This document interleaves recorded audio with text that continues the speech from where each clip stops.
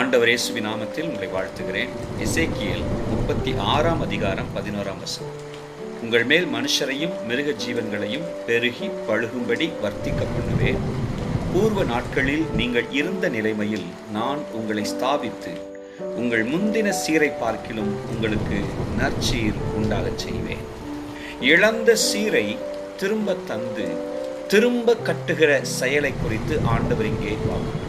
தம்மிடத்தில் திரும்புகிற ஒவ்வொரு மனுஷனையும் ஆண்டவர் அவர்களுடைய முந்தின சீரை பார்க்கிலும் மேன்மையான நிலைமைக்கு நற்சீர் உண்டாக பண்ணுகிற திட்டத்தோடு கர்த்தர் அவர்களை வணைந்து கொள்ளும்படி அணுகுகிறார்.